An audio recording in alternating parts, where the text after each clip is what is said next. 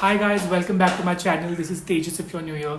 I have been doing skincare content on Instagram since over a year now, and this is my YouTube channel. I have been trying to crack this YouTube nut. Who is doing this? Whenever I shoot, there is some crow yapping, there is somebody banging something, or there is some car honk. Otherwise, there is no noise around me. This is creator life. This is what we deal with. But anyway, so today's video is going to be about my creator life and how and why I have stopped taking PR. I have stopped working with brands. Not stopped working with brands. I have been very choosy when it comes to working with brands and the PR that I get. And let's talk about it more. This is something I personally felt, and I wanted to make this video as my first video, but I thought it would be quite dramatic, and I didn't have any audience to even talk about it. Now that I have 37 followers, subscribers, I can finally talk about this. At least 2 or 3 people at least will watch this video and maybe introspect. I don't know, let's not give you more attention than this video, but anyway. So as I mentioned, I'm going to talk about the creator side of this industry. I work in social media, I work in influencer marketing, I'm a creator as well. So I know in and out about this Instagram, YouTube industry. So I've worked with brands as well, I've worked with agencies as well. So I have a lot of dirt to spill, but I will not focus on that. I will just focus on what I have gone through and what my point of view is. So if you're a creator yourself, if you're somebody who creates content on Instagram, anywhere like Pinterest, wherever, Canva, wherever that you create content, I think the journey has been similar to most of us. People who don't have much following the similar journey, I guess we have. What did I just say? Anyway, so let me just get back to you. Wait, where is my script? So I was saying, if you're see, this is what I'm doing. I'm keeping it real. I have my script right there, my camera here, and this is me talking. And I just had a brain freeze moment. But anyway, so if you're a creator yourself, you should watch this video at the end, till the end, because I think there will be some similarities. There will be some shared experience that you might be able to resonate or correlate with this video. So watch until the end. So I will talk about these challenges or these things on why did I stop taking PR or collaborations for a while in pointers. So the first point that I would like to talk or put forward would be,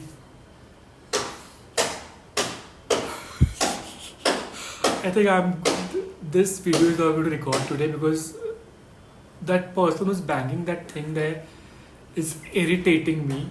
And I can't do anything about it but ignore. But I can't ignore because it is so loud. So the first point I want to talk here about is my content was looking or feeling very forced, very brand heavy. So I started getting collaborations or barter collaborations per se when I had only 2.5 or 2,000 followers a year ago. And before that, I didn't get any collaboration. I was just making content. I was just figuring out things. And 2 of my reels kind of went viral. They had a lakh views. I was not speaking. It was just like POV videos, just with those reel caption videos, which really did well. So I got these collaborations, and I was just very happy. I am a nobody, and I'm getting this chance to prove or do this work. I will put my 100%. I will do whatever the brand says. Now this is where I went wrong. I still remember the first collaboration that I did was with Dot and Key, and it was for their cleanser, the blue color cleanser, the hydrating one. I don't know, I don't use that brand anymore. No.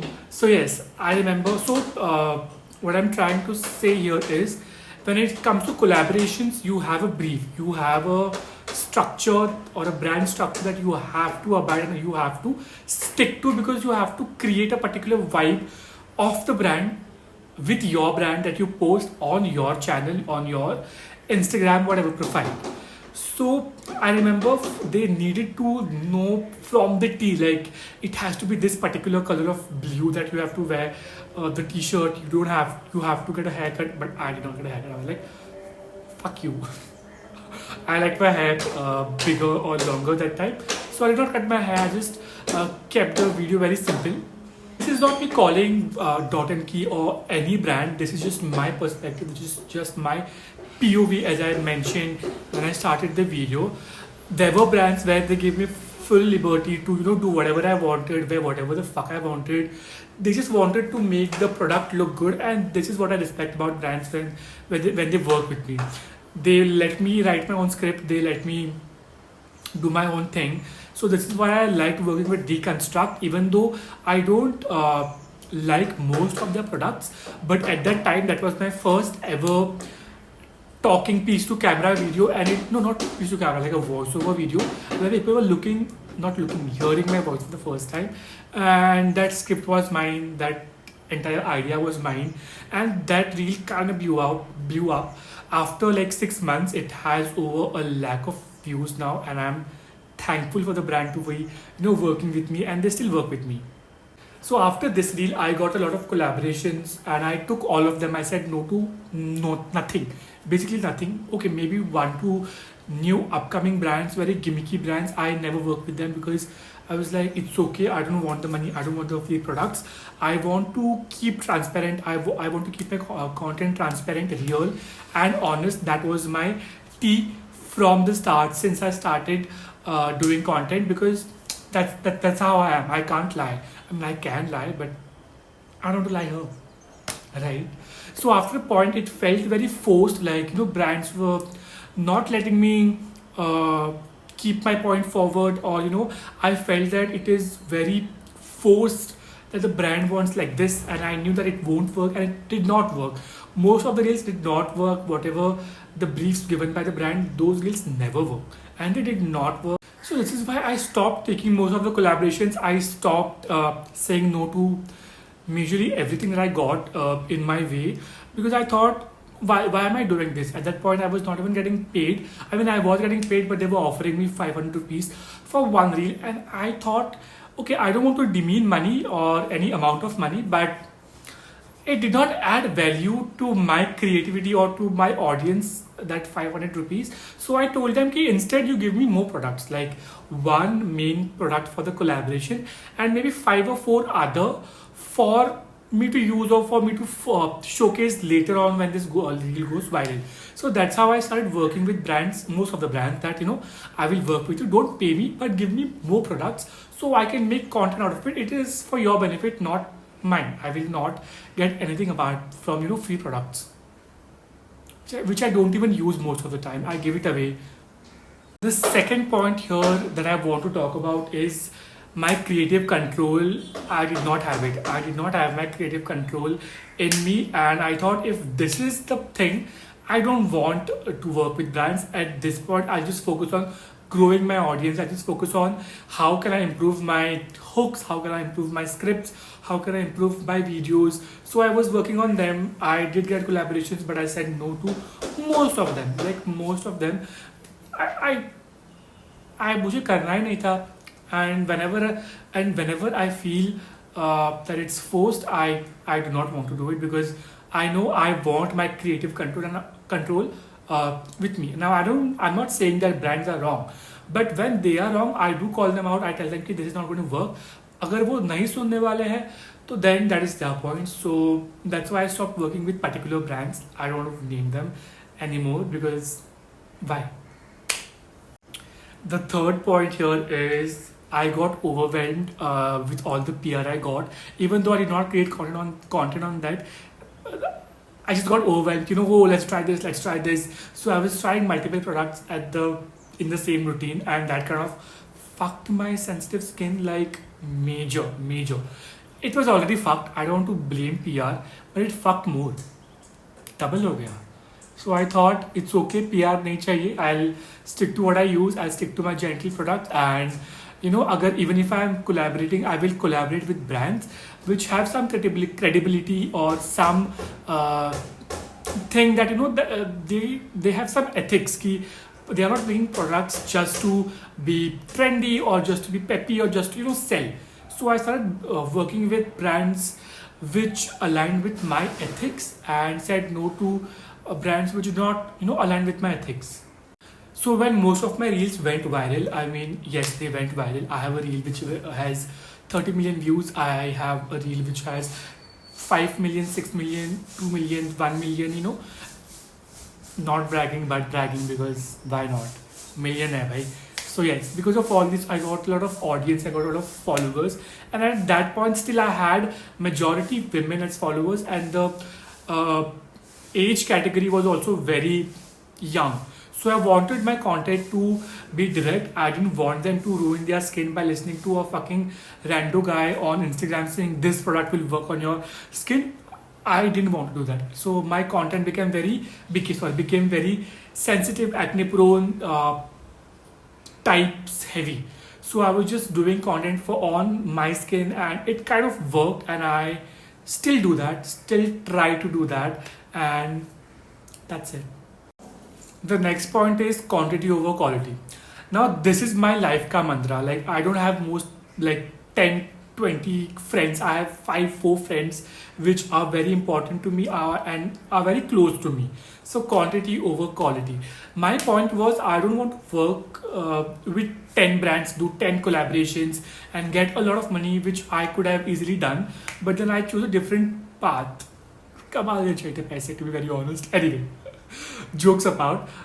So yes, I my thing was it's okay. I'll work with this one brand if they want to work with me on retainer basis. Basically, you create reels for them for 3 months or 4 months, and you get a chunk of money. The chunk of money is very heavy or very superior than whatever one reel that you do for one brand. So I started working with brands who worked on retainer basis, and now this is not what I told them. They came to me with this. The retainer basis how it works. So I'll take a brand name. It is Chemist at Play. I have worked on with them on retainer basis twice. Like for 3 months, I had to create 3 reels and whatever set of stories, which it's okay. That's not a big deal. And yes, I really loved most of their products, but not sorry. Most of their products, but yeah, I worked at that time. I was like, it's okay, I'm getting this amount of money, I'll do it for these products that I think would be trusted or trustable. So I did that, and my I think paycheck at that time, this was when I had 7,000 followers. My paycheck was around 18,000 for 3 reels. Now this made sense to me because I was getting around 4,000 for one reel, and I was like, it's okay, I don't want it because I don't want to work with this brand who is giving me 4,000. I'll work with this brand who's giving me what I deserve. I became very choosy with my collaborations or the brands that I work with, and in life also I'm very choosy. As I said, I have 5 friends, and I am like that. I think creating content also made me realize that I have some principles in life. My father will be so happy hearing this, but anyway. I became very choosy, and that kind of helped me. That kind of helped me because I got more comments, I got more DMs on people asking, how do I do this? How do I tackle this? And I felt very happy that as a person, not a big brother, that other creators say कि तुम्हारा भाई बड़ा भाई हूँ. I'm like, no, I don't want to create that kind of relationship with my audience, but whatever. That gave me some credibility कि okay, people are listening to me, and people are valuing what I'm talking or I'm sharing. So that was more important to me rather than working with 10 brands. But until recent times, I worked with this brand.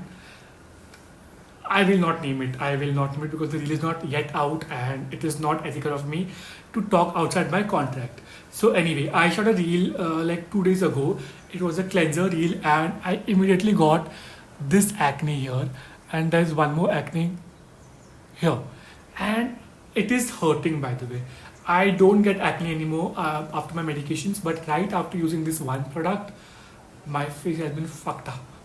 And this is why I am also very choosy with products, because I don't want to demolish this natural healthy skin that I have right now. So yes, we learn. Learning, life is all about learning, and I learned, I guess. So yeah, those were the reasons why I stopped stopped taking PR and working with brands, because I wanted to create an audience first and then work with brands so I could pitch this amount of money, because I was also working in social media, so I knew how to tackle brands, manipulate brands to pay me a little extra. So that kind of helped me, getting like 1,000, 2,000 more in that uh, contract. So that's the video, guys. That's all about my 1 year journey of content creation and my ethics, principles, whatever. So yes, that's about it. What do you think? Like, if there are any creators who's watching this video, maybe share your thoughts in the comment section, like this video, and engage with it. So that's it for today's video, guys. Thanks for watching this video until the end. If you have, like this video, share my profile, subscribe to my profile, please, bell button, everything. I'll see you on Tuesday. Bye.